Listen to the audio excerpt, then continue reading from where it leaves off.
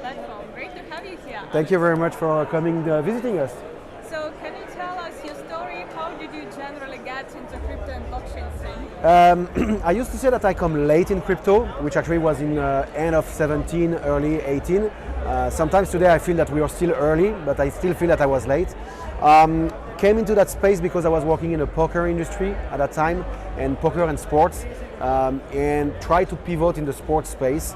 And in 2018 we launched Chiliz with a very simple mission, which is 99% of sports fans are not in the stadium, not in the city, not in the country.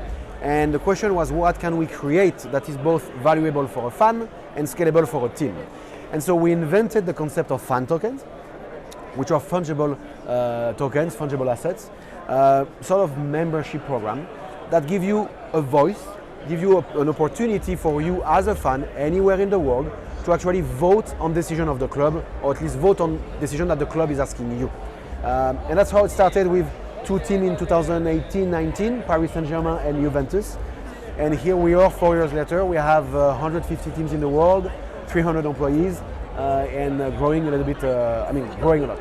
Yeah, great. So how was adoption when you just began with Saint-Germain and Juventus? Like, were those people crypto native or were those just fans? Definitely not crypto native. I will say something horrible. At the end, in the sports industry, everything is about money. In a way that they want to generate more revenue in order to buy the best players, in order to compete better on the field. So the job of these businesses and clubs is to generate new revenue. We came with an idea saying, hey, we believe we're going to create and bring new revenue stream. There was a bit of a leap of faith on their hand because, of course, at that time in 2018, it was a PowerPoint. It was us telling, hey, we're going to do that. They've seen 50 of them doing this. But we were the only one talking about what we wanted really to do, and eventually we delivered.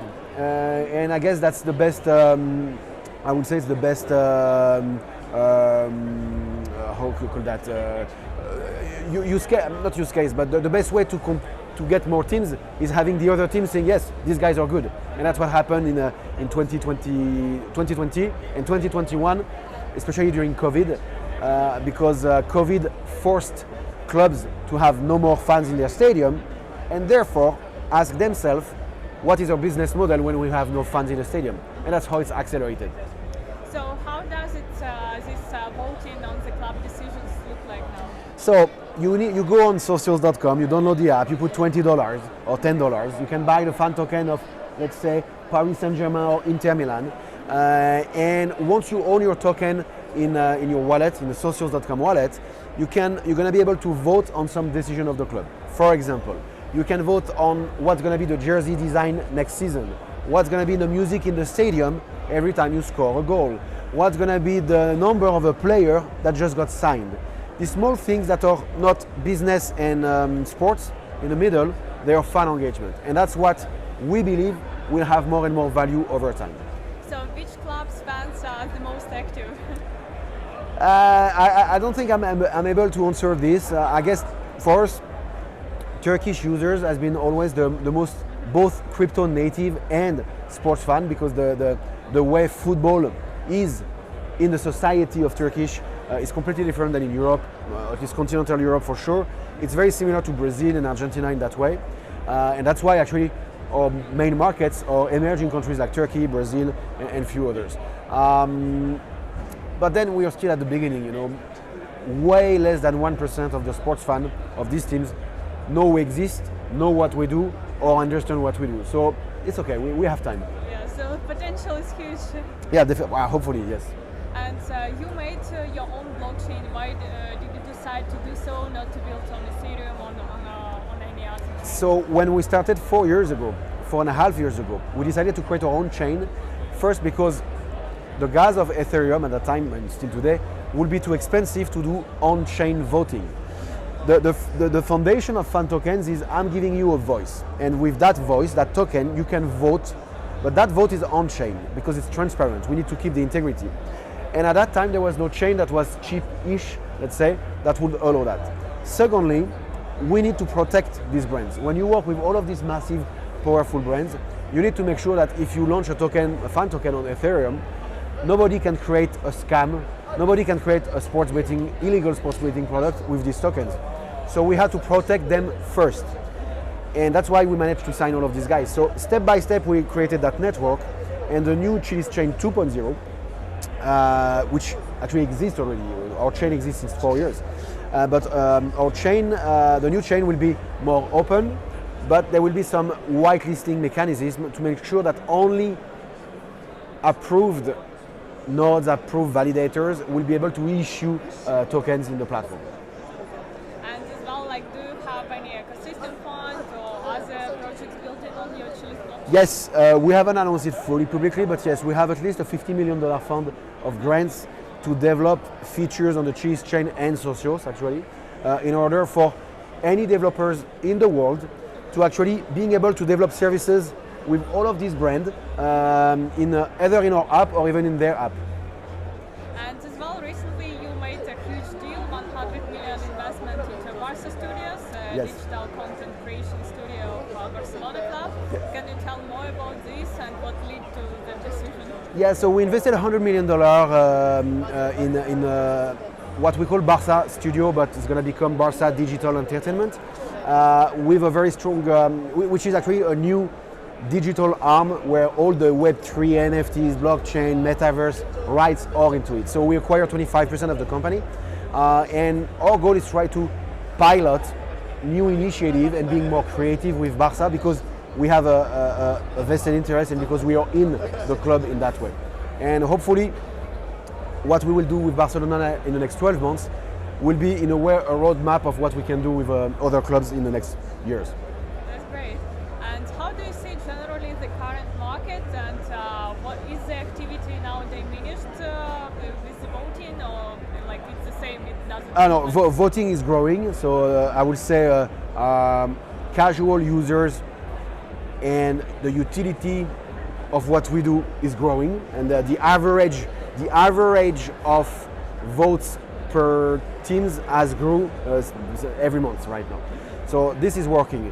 Where, like any other crypto company, we are challenged is of course volume, trading volume, and everything related to that, because our job is to sell tokens, and our job is to have platforms having this token being tradable.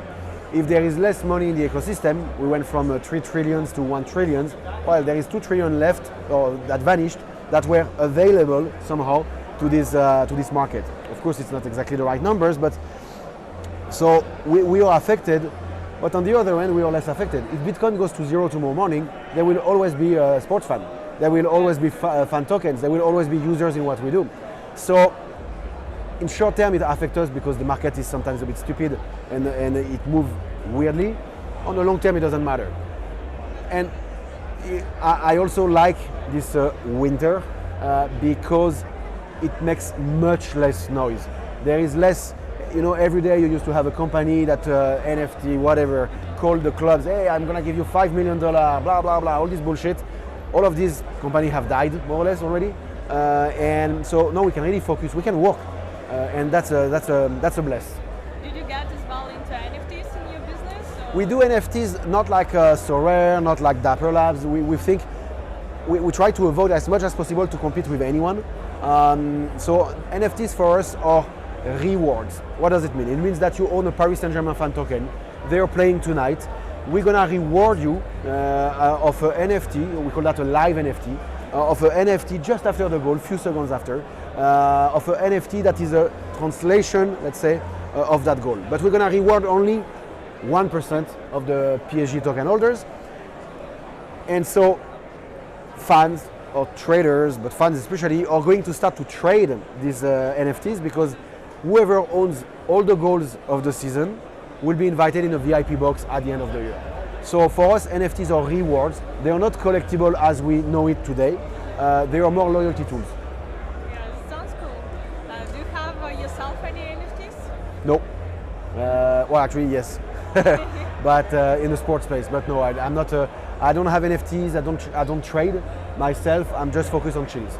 And what upcoming trends in the industry do you see? I don't know, I guess. I hope wallets that are easier to engage with. I don't know if you know the technology MPC, but I always have a friend who has a wallet called Zengo. And this kind of product that don't have anymore, 12 password, 12 whatever keyword password, all of that stuff.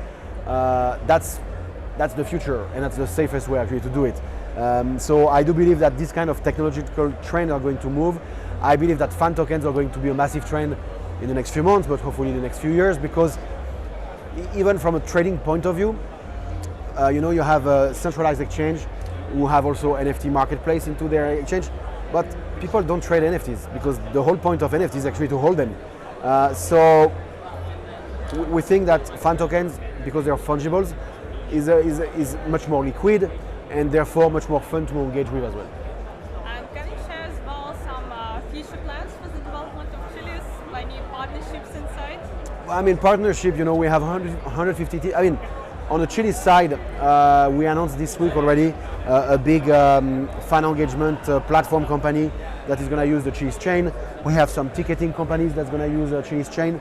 So we're not a DeFi company. We don't want to change the finance world. We don't want to do stable coins, whatever. What we want is to create a chain that is dedicated to sports and entertainment. And we have a lot of companies that are jumping into our ecosystem. So are there still more football clubs, or like other? No, it can be anything else. Yeah, it can be a lot of other things. Anything in poker industry? In the what? In poker. Poker? No. We try to avoid mixing gambling in our products. So we do our best to disconnect this, because we don't want people to misunderstand what we do and to assimilate this. Okay, great. Thank you very much. For sharing your thoughts and your plans with us. And Thank you, wish guys. More good luck. Thank you.